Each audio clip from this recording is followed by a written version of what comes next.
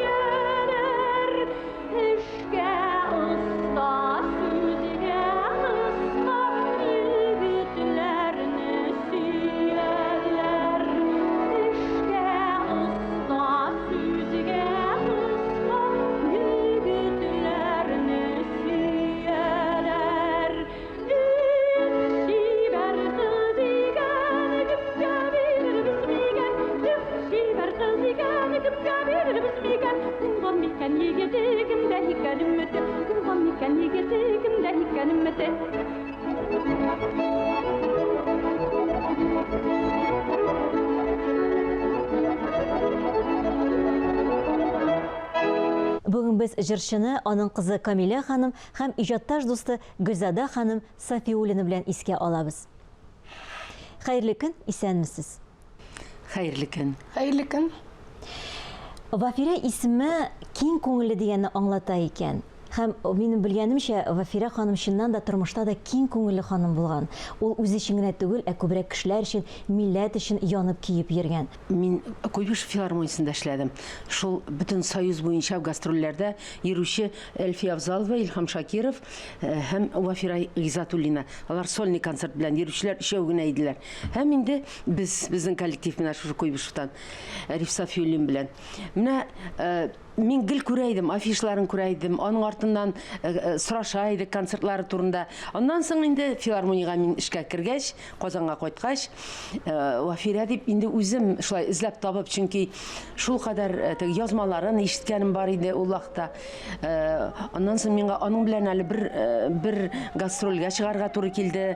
Аның алып баручысы сыйфатында сөйләүче һәм алып баручы булып, шунда мин теге ир кеше булсам, әлбәттә мин гашыйк булган булыр идем. Хатын-кыз буларак та мин аңа гашыйк булдым, чөнки ул бер өлге иде.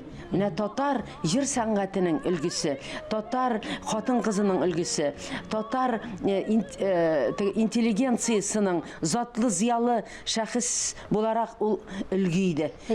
Аның кабатланмас дип әйтәләр бит, Тимот. Кабатланмас сүз бер караганда, ә менә аңа шушы сыйфатлар хас, ул чыннан да кабатланмас.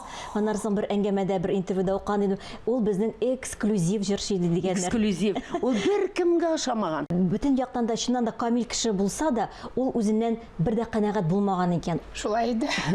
Ул иҗат кешеләр һәр вакыт шулай. Шул сыйфатлар дисезме? Сезгә сорауым, Камилә ханым. Белгәнебезчә, күп кенә иҗатчыларның балалар белән ниндидер кыйнлыклар килеп чыга. Билгеле инде җырчылар күп гастрольдә йөриләр, өйдә сирәк булалар. Ә менә сез әниегезне шул кадәр аңлагансыз, ул кайтып кергәндә, кызым, кайттыңмы дип каршылатырган булгансыз икән. Әйе, әни бит күп кенә гастрольләрдә җырды, 2 айма, шунда 3 айма элек инде мин 15 яшьтән бер үзем тордым.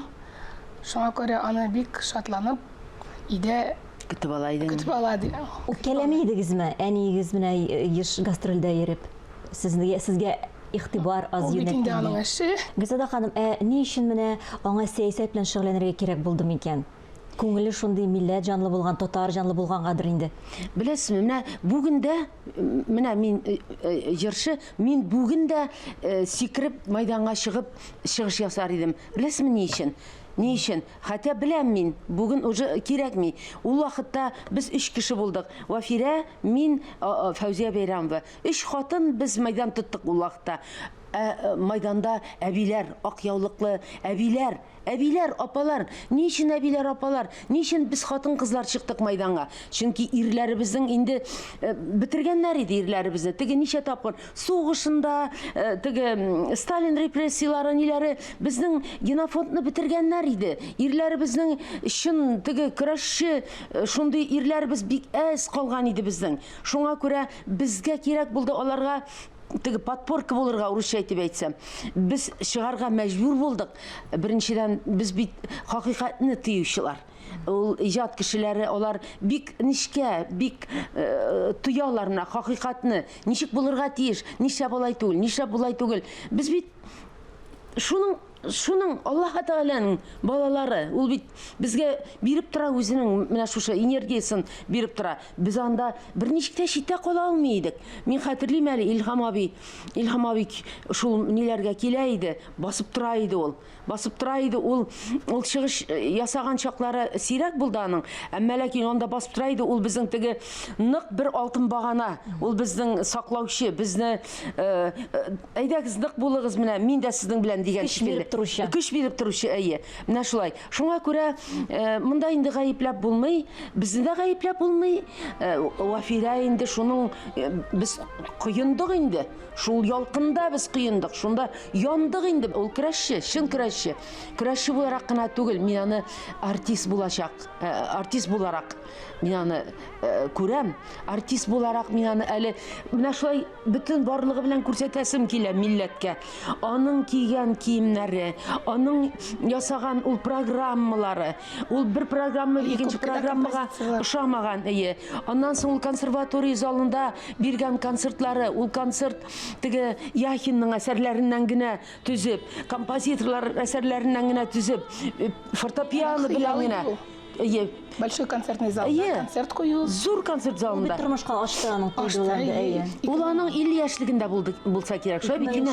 2000 елда 15 октябрь. Хәзердә хәтердә.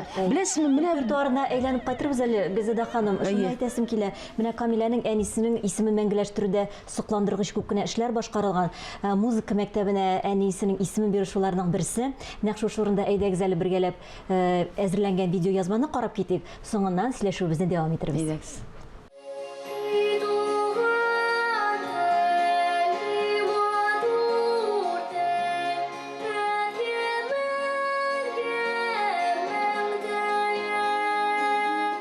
Зәфирә Гыйззатуллина исемендәге музыка мәктәбе укучысы Милана Хәмзина җырлый. Шушы көннәрдә ул Татарстан.ру Идел буе эстрада осталыгы ачык конкурсында җиңеп чыкты.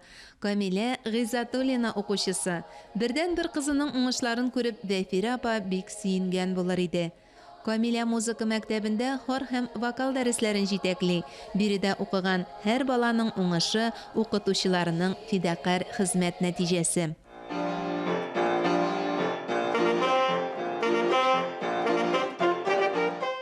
Берсеннән-берсе сәләтле укучылары булган музыкаль мәктәп Вахитов районының 5-нче лицее каршында эшли. Сәләтләрен ассызыклап әйтү юкка гына түгел, араларында Казан мэры стипендиатлары да бар. 2014 елда мәктәпкә РСФСРның ат казанган, Татарстанның һәм Каракалпакстанның халык артисты Вафира Гыйззатуллина исеме бирелә. 5-нче лицей диварларында февраль айында Вафира Гыйззатуллинаның җырлары яңгырый. Менә бүген дә Вафира Гыйззатуллина исемендәге 26-нчы музыка мәктәбе укытучылары һәм укучылары күренекле җырчыбызны искә алу кичәсен билгеләп үтәләр. 5-нче лицейның сыйныф бүлмәсендә Вафира апага багышланган кече музейда эшли. Биредә Вафира Гыйззатуллинаның шәхси әйберләре, киемнәре, документлары. Вафира апаның гомер һәм иҗат юлы әлбәттә мәктәп сыйныфы почмагы кысаларына гына сыеп бетәрлек түгел. Шулай да кызыклы истәлекләр шактый. Сагынырсыз әле кызыгызны, сандугачка мине тиңләрсез. Вафирадәй безнең гөлләр диеп, йылы-йылы сулар сибәрсез дип язып калдырган шигырьләрен күз карасы кебек саклыйлар. Ул үзе дә бит бөркет йөрәкле сандугач булып, халык күңелендә саклана. Эфирда «Хәерле көн Татарстан» тапшыру. Бүген студиябызның кунаклары Гөлзадә ханым Сафиуллина һәм Камилә ханым белән әнисен Вафира ханым Гыйззатуллина искә алабыз. Бүгенге көндә нинди эшләр белән яшисез? Әниеңезнең шушы исемен мәңгеләштерүдә нинди эшләр башкарыла тагын? Мин үзем менә 26 ел инде, 26-нчы балалар музыка мәктәбендә эшлим. Ул мәктәп әнинең исемен йөртә. Ничек килеп чыкты ул? Менә ул минем идея түгел иде. Әйе. Минем коллегаларым, алар Галина Александровна, Екатерина Александровна бергә эшли башладык инде без бу мәктәптә. Аннары мин шунда видео язмалар әнине күрсәттем, инде китердем. Алар гел әнине тыңлыйлар иде. Карыйлар да. Ә милләтләреннән татар түгелләреме? Юк, алар үзләре Менә ничек? Әйе. Аннары менә алар әйтте, әйдәле без синең әнинең исемен мәктәпкә бирик әле дип. Мин инде бик шатландым. Менә 2009 елдан бирле проект кысаларында эшлибез. Ул проект «Сүнмәс йолдыз» дип атала. Шул ук әнине искә алу концертлар, кичәләр булдырырга, мемориаль такта әләргә. Мемориаль такта дигәннәр бу өлкәдә эш ничек бүгенге көндә тора? Булачакмы инде ул? Без барыбыз да көтәбез. Февраль айында өметләнеп торабыз.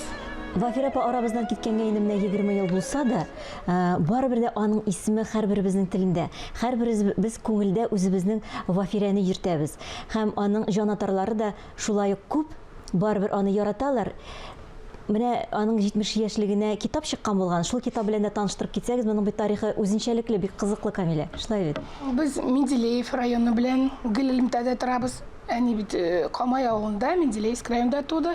Анда менә бер гади генә укытучы Рәмзия Мөхәддинова әнинең 70 еллыгына китап чыгарды. Ул гомер буе бу язмаларны җыеп барган. Бөркет йөрәкле былбыл.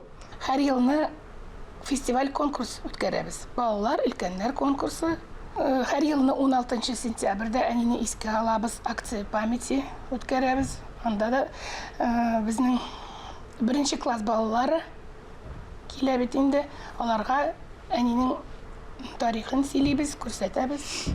Репертуарына әз генә тукталып киткән идек инде, аның турында аерым бер тапшыру багышласаң да була бит, шулай бит. Искиткеч репертуар. Менә әйтәләр бит, була шундый җырчылар, аларның репертуарларында ялгыш кына да бер кирәкмәгән җырлар булмый. Менә Вафира апа нәкъ шундый башкаручы иде, шулай бит. Әлбәттә. Менә ул композитор әсәрләрен бигрәк тә. Ул бик тырышты инде халык җырларында җырларга. Аларны да ул матур җырлады. Әмма композитор әсәрләрен ул шундый югарылыкта. Менә бүген теге дөнья шедеврлары рәтенә аларны куерга була. Шунда чыгарып күрсәтергә була. Туган тел җырын иң беренче әнием халыкны бастырып җырлатты, гимн итеп. Кымбуранын, ул кымбураны менә шулай иттереп теге кымбуранын җырлаганда менә шулай барасың. Ирек майданы бара. Майдан бөтен халык бара. Менә шулай бара. Ул менә күтәрелеш җырында ул кымбуранын майданда җырлады һәр вакыт. Шуңа күрә аны һич онытырга ярамый. Аның турында зур тапшырулар ясарай. Аның турында кабатлап торырга кирәк. Аның җырларын кабатлап торырга. Бер генә җыр түгел. Аның турында сөйләп, аның җырларын тапшырып, менә шулай аңа багышланган кичәләр, аңа багышланган кешеләр сөйләргә тиешләр. Чөнки бүген әле аны белүчеләр бар. Аның белән аралашкан кешеләр, аның биеклеген, зурлыгын, аның безнең рухи күтәрелешнең бер маягы итеп күрүчеләр бүген дә бар. Андый шыр, андый заман. Андый заман иде ул. Җырга рәхәт заман. Хәзер аралашып та булмый бит, күрешеп та булмый бит. Әмма без бит шулардан ул мөдәрисләр, ул Зөлфәтләр, бер тирәдә сез яшәдегез Зөлфәт белән, Рөстәм Яхиннар, күпме алардан энергия җыеп, аралашып, сөйләшеп, сатулашып, менә таба идек, менә сүзне таба идек, җырны язганда да, менә алай түгел, менә булай, булай әйтсәк ничек булыр, булай әйтсәк ничек булыр. Минемчә, максаты иде татар халкын тәрбияләп, күтәрергә, югарыга күтәрергә. Башка милләтләр арасында үзебезнең иң теге зиннәтле, иң лаеклы милләт икәнебезне, иң борынгы күп дәүләтләр төзегән милләт икәнебезне күрсәтү. Менә шул иде безнең бурычыбыз. Безнең телевидение фондында да Вафира ханым Гыйзатуллинаның күп кенә әсәрләре, күп кенә җырлары, концерт программалары саклана. Бүгенге әңгәмәбезнең ахырында шуны күрсәтеп китәсебез килә, бик Күрсәтегез, рәхәтләнеп карыйк. Күрсәтегез. Бүгенге көнегезне безнең белән башлаганыгыз өчен бик зур рәхмәт. Хатирәләр белән уртаклашканыгыз өчен рәхмәт сезгә. Сезгә инде аеруча рәхмәт аның исемен кәлмичә мәңгеләштерүдә күп кенә эшләр башкарганыгыз өчен. Вафира апаның иҗаты, аның эшләре әлбәттә инде миңа калса яши һәм дәвам итәчәк, яшәячәк. Иншалла. Ул да безнең арада булачак. Иншалла. Рәхмәт сезгә.